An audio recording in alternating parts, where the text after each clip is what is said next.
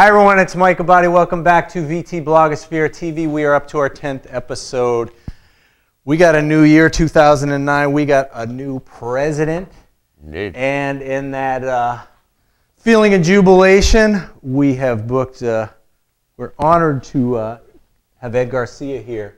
Hi. Kestrel 9000, who has, he's achieved, you may not like me saying this, but I would say cult-like status on Daily Post. Oh, come on.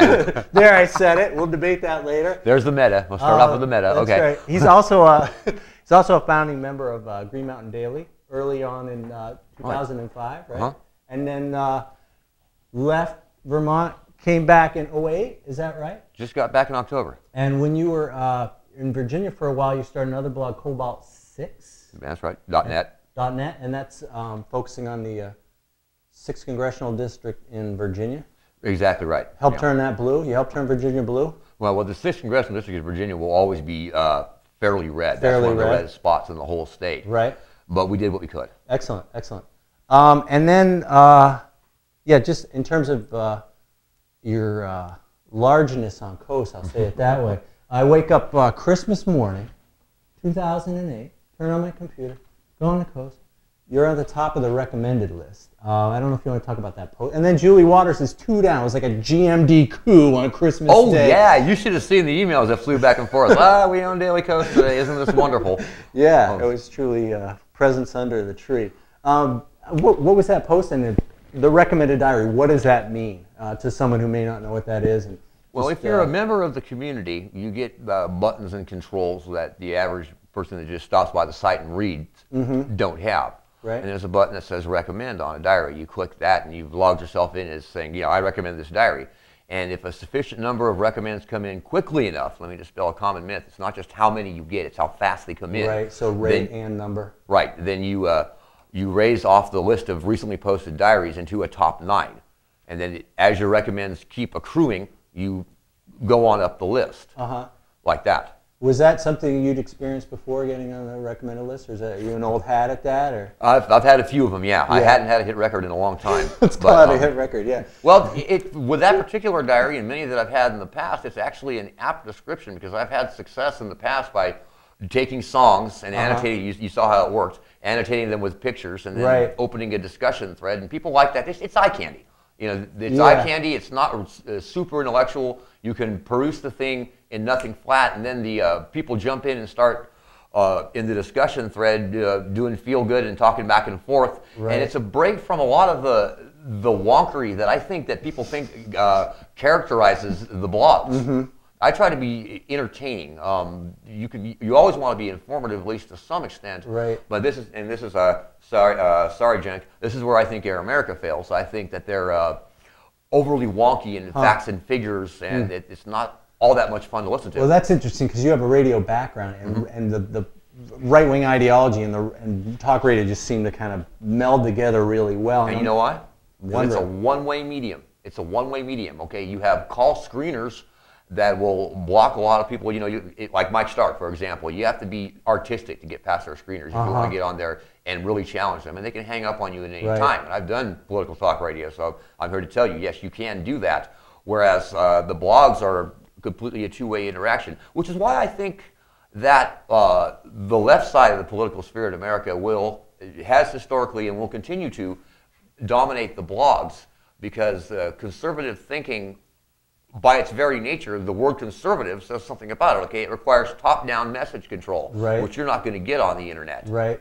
Yeah, and the draw of sort of community building in the blogs, if you're sort of a hyper individualist, that may not have any pull for you at all. The whole community aspect is often scoffed at by the right. That's exactly right. Now it's biting them. Well, what doesn't kill us makes us stronger on the one hand, and on the other hand, they scoff at that because that's the threat, the free exchange of ideas, that very thing that they've tried to prevent and stifle with their one-way shout channels like Fox News, Rush Limbaugh, Michael Savage, and any number of right-wing blowhards that are on the radio and on the television.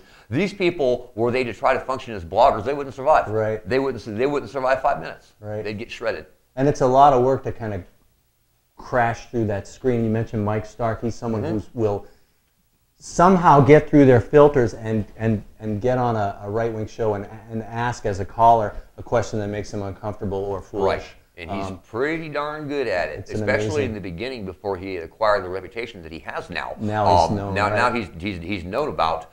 But he and I went to a town hall meeting in Virginia. Now that video is available somewhere on the internet. It's on Cobalt 6, where the Congressman Robert Goodlatte, who is a wingnut, was there. He was sitting there. He was sitting there filming. They knew who he was, so they had an eye on him, but they didn't know who I was. Okay.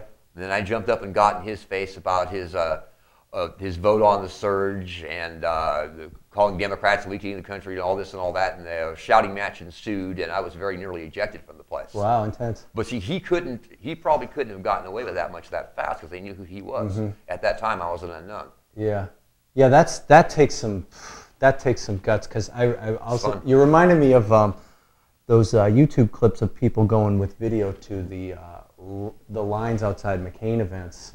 And sort of, I don't know, taunting or just engaging them in dialogue, and sort of the spewed rhetoric that would come back from the crowd. I mean, that feels like sort of the the front lines of the information wars. You're not behind a screen. You're not typing away. There's a famous clip on YouTube, but I can't forget. I mean, I'm thinking it was in Seattle, Washington, where a right-winger tried to do essentially the same sort of thing to an Obama supporter, and that kid drank his milkshake. It's beautiful. Really? You got to see that. Oh yeah, just absolutely tore him up one side and down the other. Talked him to death. And that, I think, is exemplary of what we were talking about previously. Those of us that are on the left, we're used to blogging and interacting rather than just listening and running it up and saluting and marching in lockstep. Right, right. That's really fascinating. You've tried your hand at radio, sort of from the left end of the dial. Right. And is there a way that, I don't know, more subtle communication, community building? Is the nature of the medium of radio just make that very difficult, or are there ways to get, I guess, entertaining, successful? I know Air America's sort of been back and forth with trying to get, but is there sort of a way to even have an equal voice in radio land? Is it too corporate controlled? Is the nature of the technology? What's going on there? What did you learn from that experience? I was fortunate initially in that the station that I worked at in southern Massachusetts is not corporate owned. It's owned by a couple of brothers who are real estate developers in their town. They're not really broadcasters. They own a radio station, but they're not broadcasters hereditarily. Right, right. So I was hired there as the production manager, which is the guy that oversees the commercials and stuff like that, with the understanding that I could fill in if needed. And I sort of took off, and I started scaring the guy, essentially. So they stuck me with a dino, if you know what I mean. Democrat, kind of a very Democrat centrist. name only, right? That's a little bit harsh, but he's very centrist, and he was also sort of in the back pocket of one of the two brothers that owns the place, who was a very conservative guy. They stuck me with him to try to tone me down a little bit. Terms were used to describe me like Molotov cocktail throwing radical and stuff like that. I don't really see myself that way. High compliments. Well, to the extent that I'm radical, look what's gone on in the past 8 years. Yeah, yeah. Engaged against what? Right, right. Exactly. Engaged against what? And the listeners and the callers, I think they liked me a lot, especially in the beginning when I was on there by myself. It sort of degenerated into a shouting match when I had a partner, but it was definitely entertaining radio, and that's the key right there. You have to keep entertaining radio going, and I think that people that would listen to talk radio and want a liberal perspective, they actually want that bomb throwing like Rush Limbaugh does. They might not admit it, but it's what they want. Yeah, because that's entertaining. People, it's not like if somebody sits down to blog or to read a blog, they block out a certain amount of time, and okay, I've got an hour or two to spend in this. Talk radio listeners probably in their car. Okay, you got that long to get them and that long to lose them. Right. So you have to be able to entertain them in 5 and 10 minute blocks, bang, bang, bang, bang, and the effort is keeping them from minute to minute, as opposed to creating a piece of writing on a blog that'll hold somebody's attention for the 30 minutes it takes to read it. Right, right. Yeah, and there's a sort of an art form to that, kind of the verbal pyrotechnics that the Limbaughs and the O'Reillys do. That there's no real equivalent on the left. I don't know what the.